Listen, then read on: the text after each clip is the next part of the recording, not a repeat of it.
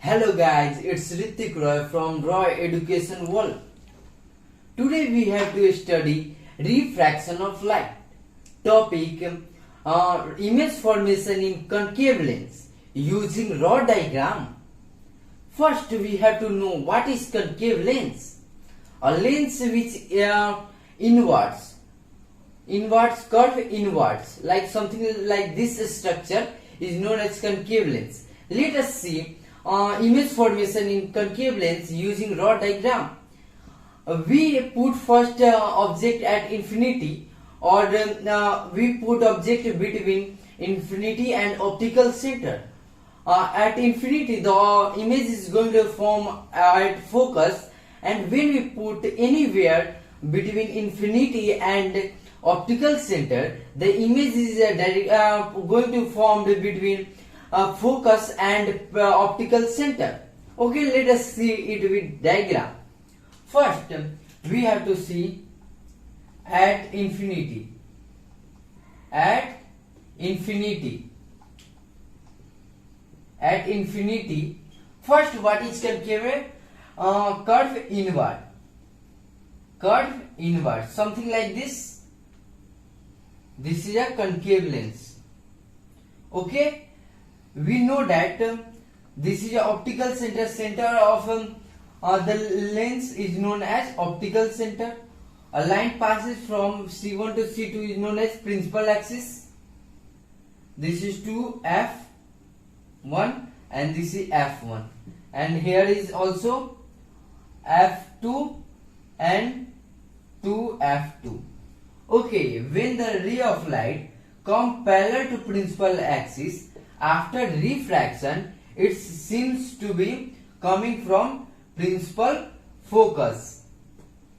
These we study the three rules of image formation by raw diagram. Okay, let us see. Then it is going to pass from principal focus, and another ray come from here and it go. After refraction it seems to be passing from principal focus. This is at infinity, and we read that whenever our image is formed in left side of a lens, this is a right side and this is a left side. Whenever an image formed in left side of a lens, then that image is virtual. So here nature of image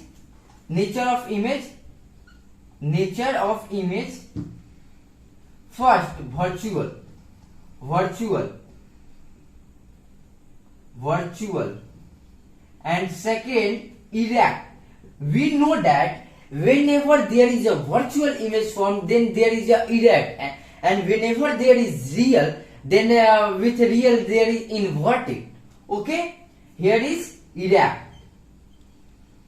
Okay, and third point we have to see where it is going to form. It is formed at F1. It's okay. Third, it is formed at F1. And now we have to see the size of the object. We know that whenever an image is formed in front of the object, then the image is smaller than the object. And whenever an object is at the same position of the image, then the image and the object is same. And when the image is behind the object, then the image is larger than the object. Okay, here it is at F, and the object is something at infinity, means the image in the front of the object, so it is going to be highly diminished.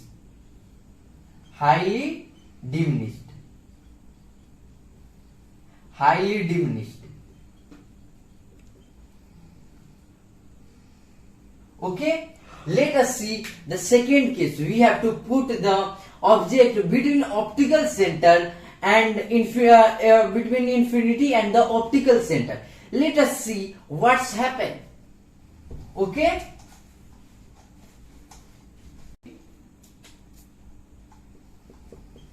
between infinity and optical center means O.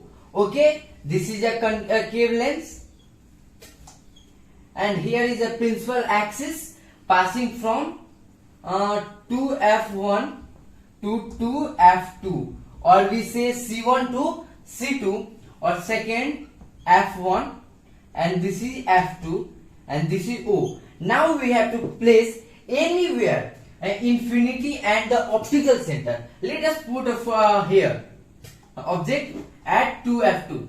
Where is the image is going to form? We have to know that whenever we place object in case of concave mirror between infinity and the optical center, image is always going to be formed between f1 and optical center. Okay, here when a ray of light come parallel to principal axis, after refraction it seems to be passing from principal focus. Okay, it seems to be passing from the principal focus from here. Okay, and now we have to pass second ray from the optical center. Optical center, we know that whenever the optical pass, then it is not going to be deviate. The image is now formed something here. Something here, the image is going to be formed. Okay, now we have to see the nature of the image. Nature of the image. Now we have to see nature of the image. We know whenever the image is formed before in left side of the lens, then it is going to be formed virtual and erect. Virtual and second erect, and third where it is formed? It is forming between f1 and optical center. So we have to write it formed between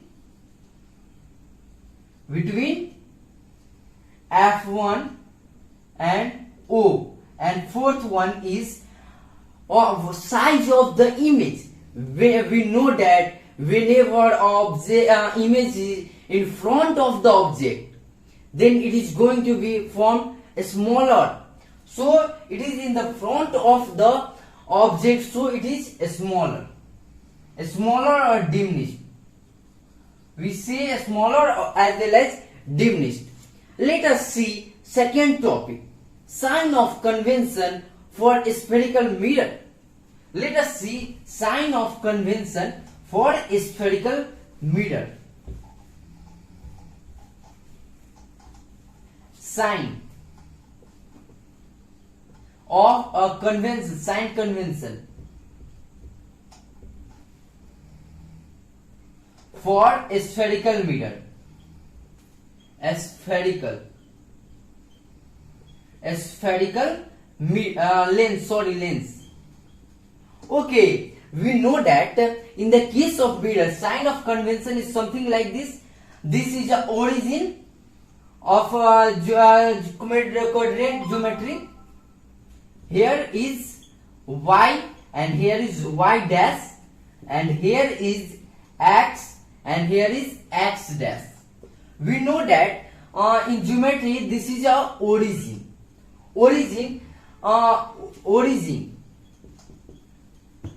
Okay, now when we know that this is first quadrant, second quadrant, and this is third quadrant, and this is fourth quadrant. We know that this is a positive, this is a negative, positive, and this is also positive, and this is also negative, and this is positive. Okay, let us see sign of convention. In mirror, we have to put the pole of the mirror coincide with the origin, but in the case of lens, we have to coincide the optical center with the origin. Let us see in case of convex lens. First, see convex lens. it is a origin, and this is a x, and this is a x dash, and this is a y, and this is a y dash. Now we have to cosine. In case of convex lens or in the case of lens, we have to do not cosine the pole. We know that there is no pole in the lens. We have to cosine the optical center, the center of the lens. We have to cosine the optical center with the origin. In the case of we have to see convex lens. In case of convex lens, this is a convex lens, and this is a optical center of convex lens. It is a optical center of convex lens. Here see that this center and the origin we have to cosine it.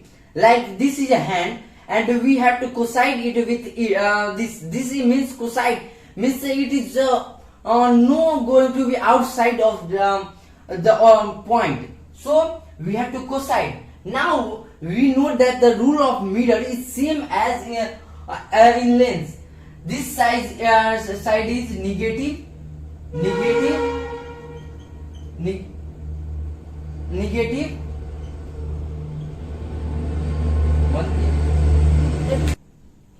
We know that the x dash or the left side of the lens or the mirror is negative, and the right side of the lens and x is positive. Whenever we kept any object or the image form, then that is going to be represented by negative sign, and whenever object or image in right side, then that is going to be with positive sign. Okay, and this is a positive, y is a positive, and upper from the optical center is positive, or from down from the optical center is negative, or the y dash is negative. Let us read in the case of concave lens is also same. Concave lens is also same. Here I draw the diagram. Here is optical center is here, and all things are same, but we have to remember one thing special. Let us see what is the special now. First, in the case of concave lens, focal length is negative. Focal length is negative.